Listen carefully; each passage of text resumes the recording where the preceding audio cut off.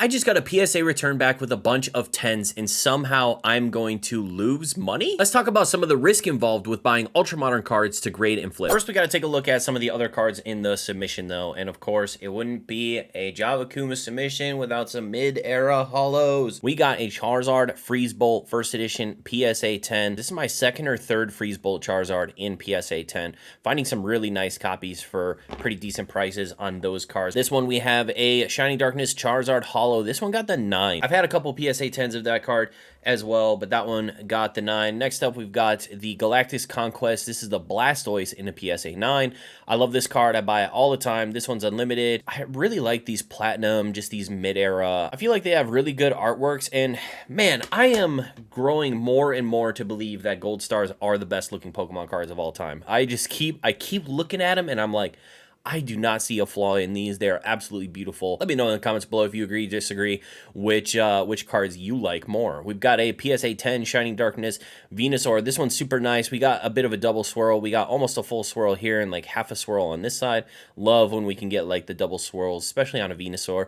Not my favorite Venusaur, looking like a CGI funky toad, but it's a Venusaur, so it's pretty cool nonetheless. Gotta love those Kanto starters. Next, we've got Snorlax. So this Snorlax also has a double swirl. One over here, one over here. The more the swirls, the better. I really like the energies from Pokemon 151, where it's just like 6 swirls on one card. Like, they basically made those energies for me. Now, they're not as good as the Master Ball reverse holos, so we kind of got screwed in that regard, but so many swirls on those energies. I love it. Next up, I really like this Blaziken Galactic Conquest. Same set that Blastoise came from. This is the Blaziken Holo, and this artwork is just really sick. Kusajima really pulling it out for Blaziken on this one. Blaziken's got some really nice artworks, actually. Really cool chicken Pokemon, but really awesome looking chicken Pokemon, so that's good. One of my favorite cards. We talk about it every submission. I feel like every submission I have at least one of these in the submission. We've got the Heart Gold Collection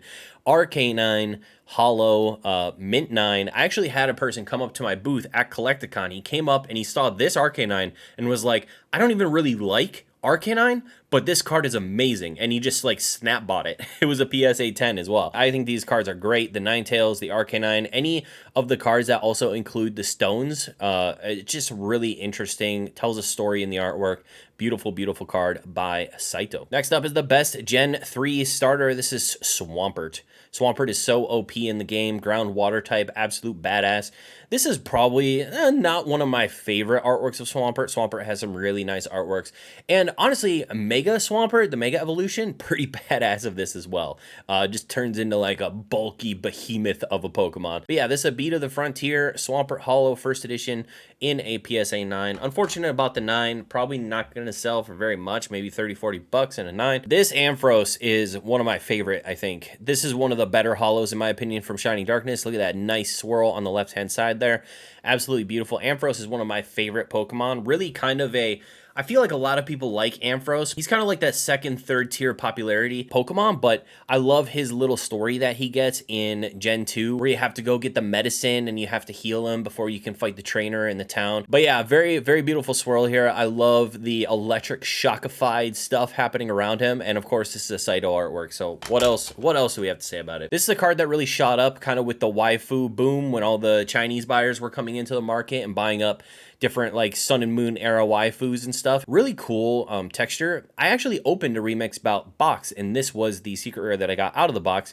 This one got a PSA 10. I'm a little late on the waifu boom. PSA is a little late for me on that, but hopefully we can still sell this for a decent price. Next up, we got Sleepy Charizard. So Charizard V, V-Star Universe, Sleepy Charizard. I sold one of these in PSA 10. This one also got the PSA 10, but I sold one of these to Rusty, actually. TCA Gaming came to my booth. I sold one of these to him in Charlotte, as well as a couple other Charizards. Got to do a shout out to Rusty. It was really nice meeting Rusty, and really happy that he stopped by the booth and picked up a couple really cool looking Charizards. Thank you very much, Rusty. Appreciate it. Next up are these Lugia V-Stars. So I got some of the gold Lugia V-Stars, some of the rainbow Lugia V-Stars. It just was crazy to me that Lugia hyper rare, gold card, rainbow card was like less than 20 bucks. So I picked up a few each.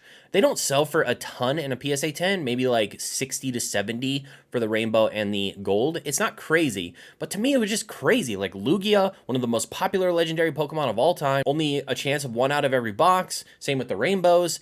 And then on top of that, they sell for like 20 bucks. It just seemed, I don't know, it seemed a little criminal. So I bought a couple of the gold and I bought a couple of the rainbow. I got about 4 of them. I think all 4 of the gold cards got 10s, if I remember correctly. And then I think the rainbow cards, one of them got the 9, and then the other 3 all got PSA 10. So we got 3 PSA 10 of the rainbows, 4 PSA 10s of the gold, and 1 PSA 9 of the rainbow. Next up, some more V-Star Universe. This is the Mewtwo V-Star SAR Mewtwo fighting Charizard, 2 of my favorite Pokemon, my favorite legendary Pokemon with my favorite starter Pokemon.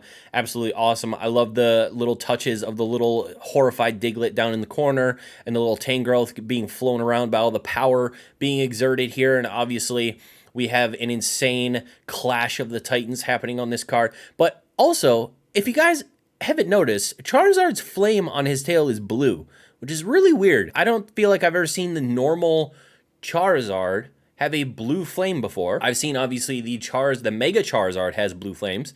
I have not seen a regular Charizard have blue flame before, but maybe there's a Pokedex entry or some sort of information I don't know about Charizard that changes his tail to blue if he gets like super angry or something like that. I'm not really sure. All 3 of these got PSA 10. Kind of crazy how much these prices have come down. Thankfully, the buy-in price for these wasn't too crazy. We are about to get into the Charizard counterpart, in which I paid way too much for the buy-in, and we're going to talk about how I'm probably going to lose money on all of these PSA 10 Charizard V-Stars that I have coming up next. Charizard V-Star, SAR, PSA 10, crazy. I got a bunch of them. These are all PSA 10. I think there's 13 or 14 of them. Absolutely badass looking card. I love it. Fantastic. It's the other angle from that card we just saw. It's a great combination. I've actually seen these sell together for more than they sell for separate, which is really weird to me.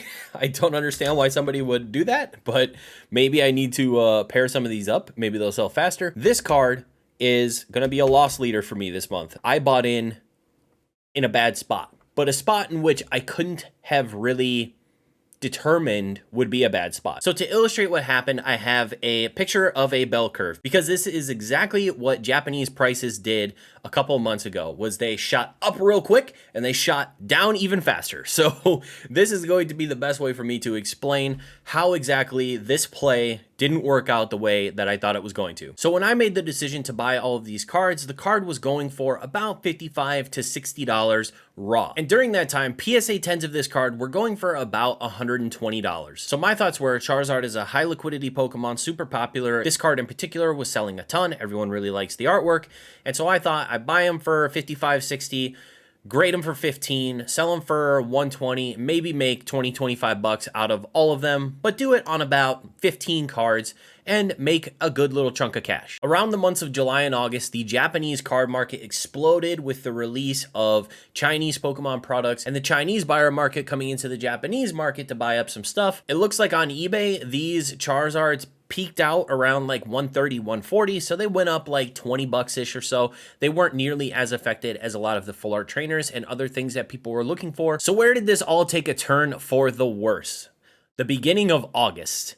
The beginning of August, there was a confirmed reprint announcement for V-Star Universe. That announcement early August of the V-Star reprint coming majorly affected the cards. And when that reprint hit, and Card Rush had like 400 of these Charizards for $40 a piece on their website, and you can find them pretty readily on Buy between $25, $35, $40-ish dollars right now. I think a lot of people had the same idea that I had, was to buy up a lot of these cards and flip them. And now the market is flooded with these, and I'm struggling to sell them at $79.99 a piece. I bought them raw for $60. I'm lucky that all these cards got 10s, because I might come out only losing like $5-ish a card. But if I sell them for 75 or 80 bucks, I'm losing money on all 13, 14 of these PSA 10 Charizards. because of that reprint. The market moves in mysterious ways, and it's always not going to move in your favor. So just remember, you got to think about all of these variables when you're going to be buying into ultra modern to grade and flip, or else you might lose your ass just like I did.